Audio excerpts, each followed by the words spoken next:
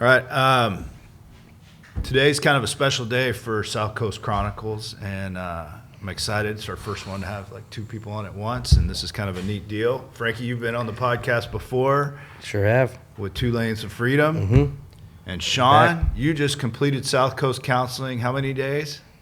29. 29. So tomorrow's 30 days, right? 30, yeah.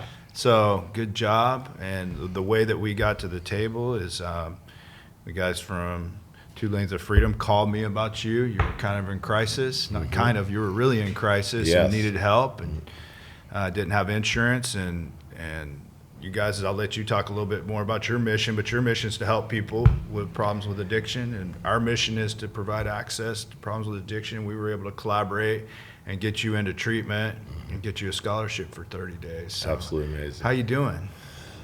The greatest day of my life. It is. I said it before I went into SCC, and I really was. I was talking the talk, but not walking the walk. And it was a divine intervention that got me here. A good friend of mine who I disrespected last year in a way that most people they wouldn't be happy with the results. A year later, calls me and basically saves my life. Yeah. Now, if that isn't divine intervention, I don't know what is. Yeah. And for it to happen to me, I'm a very blessed man, and so are my kids. Yeah. And that friend that you're talking about is part of 2 Lanes of Freedom. Yes, and, sir. you know, you want to talk about just a little bit about what you do, and then I want to hear the story about how you got here. Okay. Yeah, I mean, obviously, like you said, we've been on this podcast before, and, Yeah. you know, it's kind of at the beginning of mine and my partners, kind of as we were getting 2 Lanes of Freedom, getting going again. And, you know, our goal here is like we've both lost family members from overdoses, fentanyl overdoses to be specific. And, you know, that happens to you, and then it happens to your buddy. You get together, and it's like, what can we do to make a change here? And that's exactly what we intended to do. You know, we wanted to help people in our community, our friends, our family. You know, and at the end of the day, anybody and everybody. Like we know the tragedy of what it's like to go through. You know, being within the family of somebody that's addicted to drugs, and you know, it's a monster. You know, it's not something that you know, especially with the fentanyl thing going on now, like it's almost impossible to beat without the help. And you can't, you know, you need everything around you to help you get through it. And Absolutely. and so you know, we you know, this is exactly what we're here for, you know, to hear Sean's story and to be able to help him, and this is 100% what we started this to do. Yeah. So, Sean, take us back to that day where you reached out to these guys and you called them. I got a call from Butch, actually, in a parking lot, drinking vodka I grabbed from the store.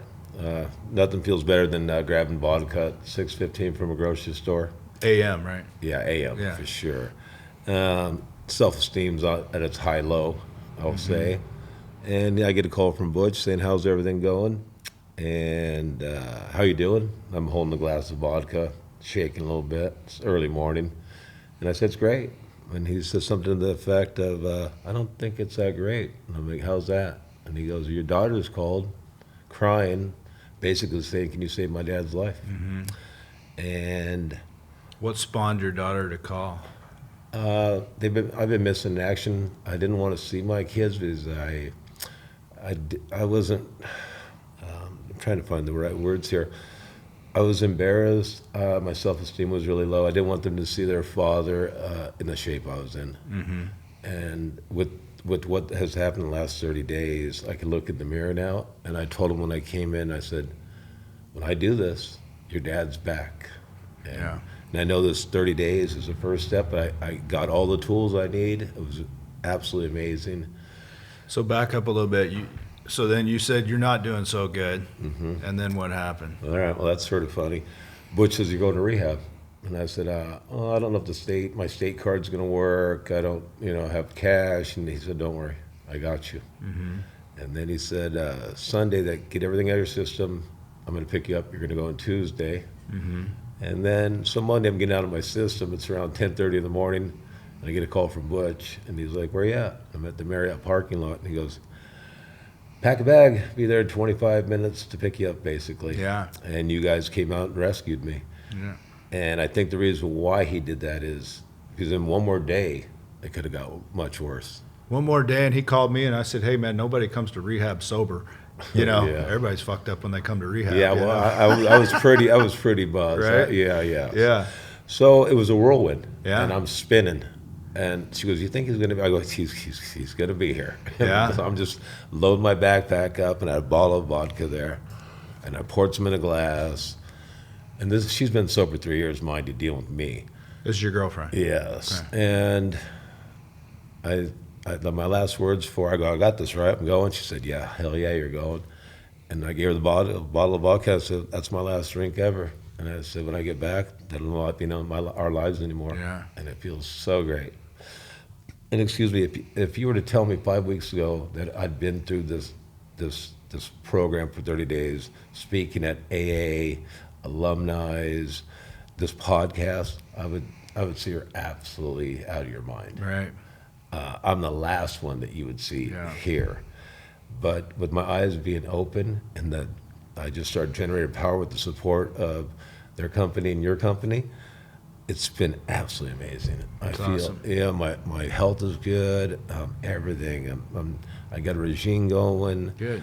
and I'm eating healthier. My mind's Yeah. clear. So I want to get more into that in a minute. Like I don't want to cut you off, but I want to kind of hear. So Sure. 2 Lanes of Freedom is a new launch, and it's something you guys are extremely passionate about. And Sean here is the first guy that you guys I am the first. have First.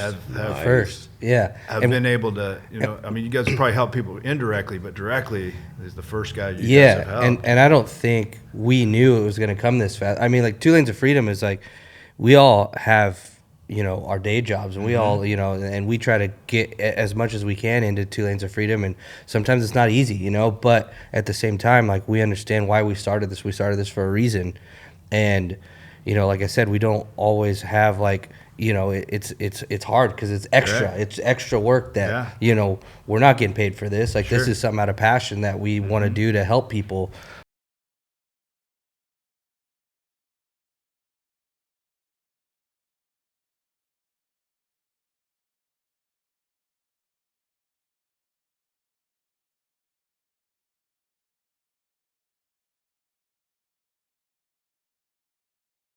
To us. So I don't think that we ever anticipated this happening this quick. You know, Yeah. I don't think we anticipated, you know, right now we're still pushing to get started and get going and, you know, build ourselves and build a reputation. And, you know, we obviously, you know, the more people we can help, the quicker we can help, and is, you know, the better.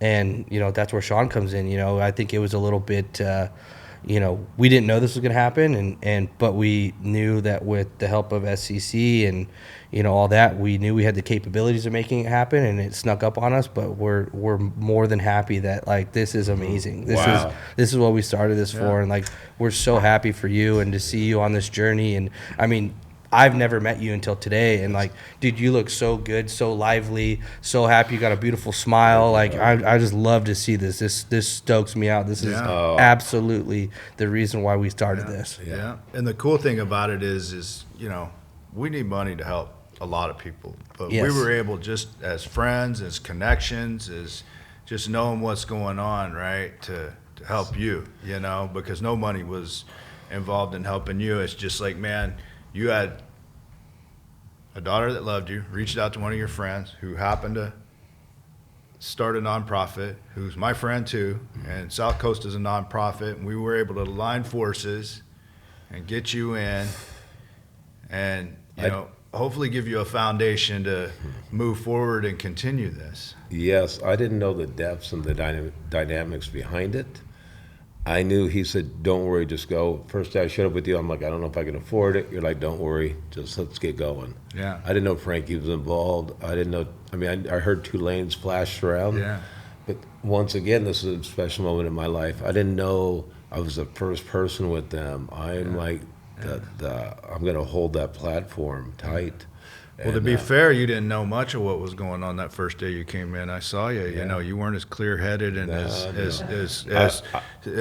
I was your thinking- thought process wasn't aligning very well. You were just kind of getting through the day and doing what you were told. So Yeah. The first day I was like, I don't know, I could have did this on my own. I could have weeded my way off, but we know that never would have happened. And the second day I come out of the shell, and then daughters called me, got me excited, started moving some fluids in me, and then, all right, I'm going to be here for 30 days. Let's do this. And I also want to be the all-star quarterback and not the bench warmer. right. So I approach things when I'm clear-headed. I want to be the best. When they say, what is your football team going to go this year? I go all the way, undefeated. Now, it's not probable, but that's how my days go. I'm always going to shoot for the top. I can only go a little lower than that, you know what I'm saying? But I'm blown away. This is another amazing day for me because I didn't know who's behind the scenes here. I thought Butch just hooked it up. I didn't know about Frankie. I heard about Tulane's, and I'm so glad to be part of it. Oh, we're happy to have you here, man. It even helps. It helps me even more, to tell you the truth. But that supporting cast, people I haven't even met. So honestly, reflecting back, because I've watched you for the last 30 days every day, and every day you've gotten a little bit better and a little bit better and a little bit better. And you compared to like this week and you were week one, it's night and day. Yeah. Well, tell me about that first week at South Coast Counseling. What was that like? What was that like getting sober for somebody that might be new or might be like wondering what that first week like? Because that first week is terrifying to guys like us that are dependent on substances. I knew like 3 days after I was in there, I kept talking. I said, I'm sober, I'm blowing zeros. And they're like, no, alcohol's still in your system. So I was getting the gist of that. And it was hard. Just a lot of remorse for all the pain and all the bad things I did to people. Yeah. And I just kept going, what are you doing here? What are you doing here? Like, okay, I'll do this 30 days, get back to work, everything's gonna be great. And then slowly sobriety started getting closer to me in my head. So after the first week, I realized, okay, this is it. You're going sober. This is all in. Chips are on the table. Yeah. And then I just started kicking it. I just started. Do you have the amazing staff there? CAP is amazing. The meditation's amazing. When you put all these together, the healthy living environment and the food, there's no other way to get sober but this way. And everybody interacts with everybody. And I cannot believe the fentanyl problems we have today, because I'm probably the oldest man in this room. When we were younger, it was weed and cocaine, the 80s, Fast and Furious, pagers, the whole thing. We were like gods of our town. I come from the opposite side of the tracks, and I had to hustle to make money and stuff, and that's where it all came into play. I had to be the rebel. Yeah. But I feel like I feel brand new. Yeah. Yeah, it's unbelievable. Yeah. How does that make you feel hearing all that? And it stokes me out. I mean, like I said, I walked in this room and this dude's like, this guy's shining. Like, this guy's bright right now. He's like like I said, he's got a beautiful smile on.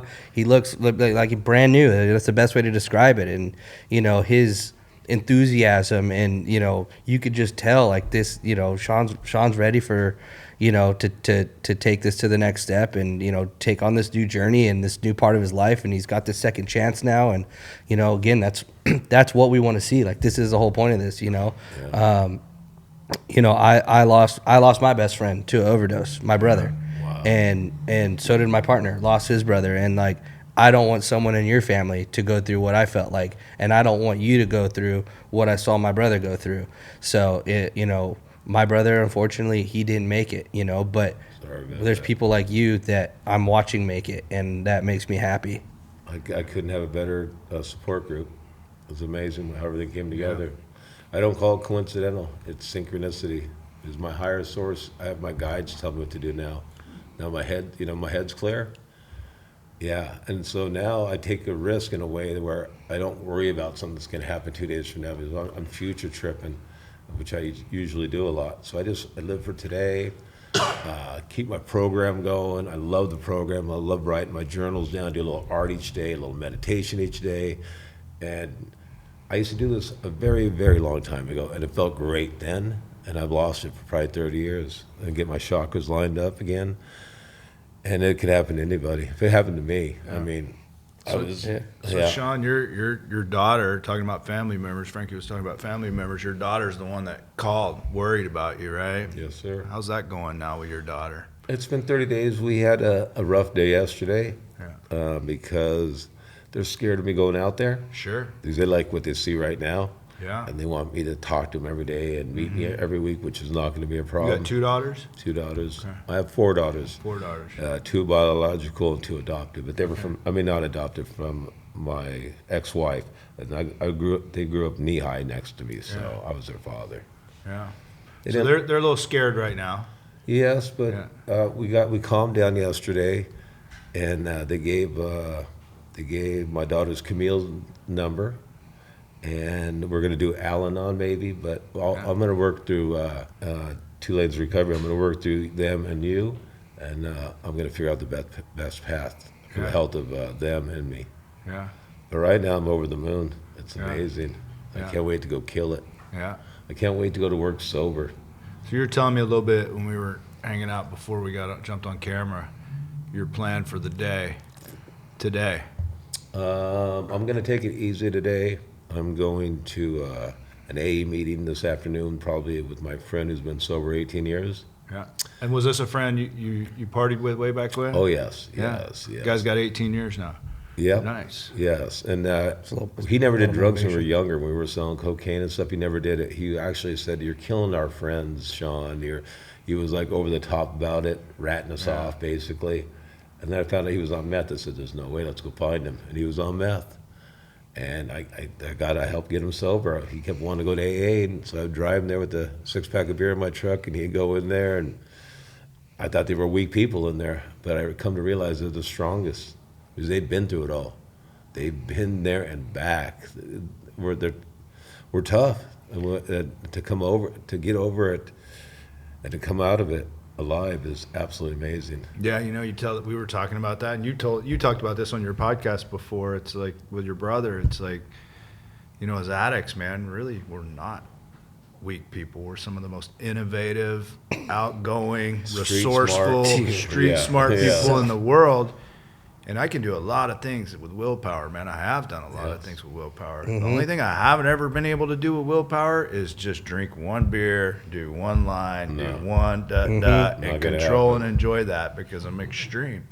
And it's funny, like a lot of people look at people that go to meetings and use sobriety mechanics as a crutch and say they're weak people, and that's the opposite of it. Furthest from it. I mean, I think I told you stories about like my brother. Like, dude, an addict will never tell you no. They'll never say I can't do that. They are the most, like you said, the most resourceful people in the world. Like they will get it done. Tweak it as a way. Yeah, exactly. And it's like, I think that for people like you said, like you're like, oh, you thought those were the weak people. It's like, no, it took those people to hit rock bottom and like run out of their resources and run out of like that will and the power to like figure out how to keep going. Like it took them hitting that to go there, and they're the strongest people because they've been through it all the way to the bottom. And I think that knowing everything they did as an addict and all the willpower they had to go get that next hit or whatever it was, that next drink, they just translate that into doing good for themselves and use that same willpower to not go get that next drink, to not go get that next hit, whatever it is. Knowing that they're strong enough to just flip that switch, flip it around, and use that power to stay sober and to stay healthy. Not just rock bottom. Most of the stories you see, those Rocky stories and the gladiators, not just rock bottom, but they get higher than the rest. They become the strongest of the group. So when you're down to that low, there's no farther to go. Those stories you hear where the people, the gladiators, the Rockies in this world, they excel. They run up those stairs, man, and you're watching them, you're getting all pumped, and you're watching that movie. You're like, yeah, go, go, go. That's how I feel right now. Well, we want to keep it that way. We are going to keep it that way. I love to hear you talking about too. It's like, me being a former athlete myself, I know I don't look like it too much anymore. But you're a current athlete. part time, I guess you would say.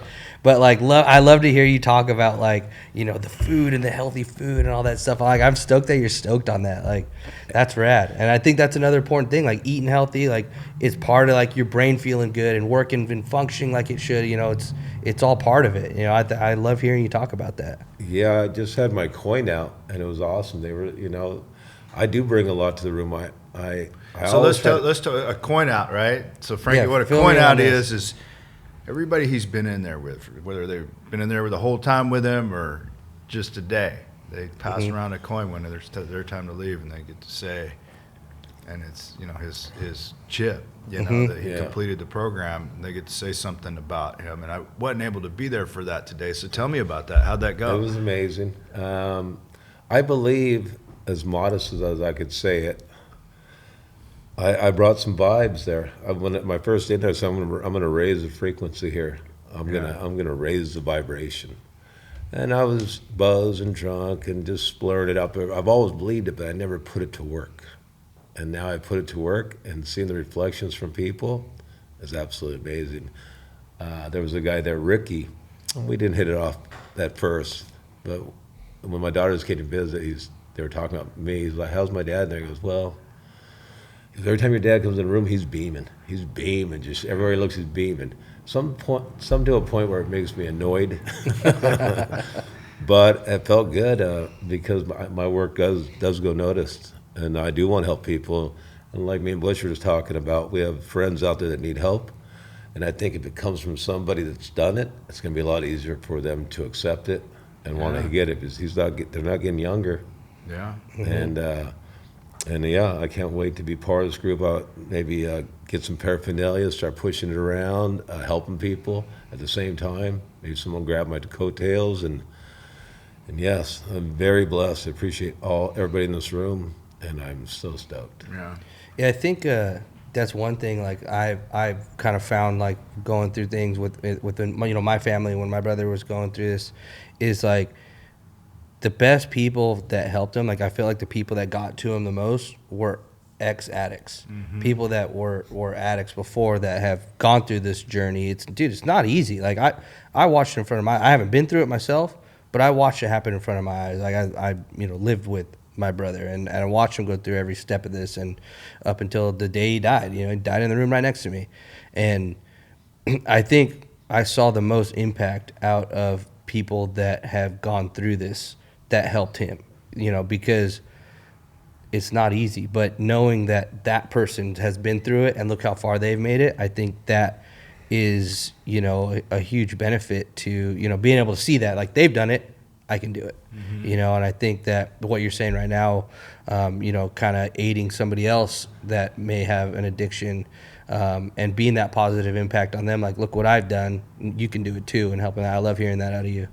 It's such. I want to kind of chime into that because that's such a great point, and it's such a huge thing, and an asset you have that, and I have, because we know how that feels. It's like, I spoke at a meeting last night, and it's like, this is the only place that we love you because you're a mess and you're an alcoholic and a drug addict. Yeah. Your parents love you because they're your son. Your brother loves you because they're your brother. Your kids love you because you're their dad. Your friends love you. But here, in recovery, it's the only place we love each other because we're broken toys. And the other thing is you understand what that's like. What do you mean, like, just stop drinking? That's a crazy thing to say to somebody that's a drug addict and an alcoholic, and a crazy thing to witness for somebody that's not. They're like, how come you can't just stop? And you're like, well, you don't understand. That's my solution. It's the way I shut this off, Go ahead. So anyway, people that stay sober are generally those people like you talked about that helped your brother. Guys that give it away get to keep it. And you may not really help everybody you try to help, but it'll keep you sober.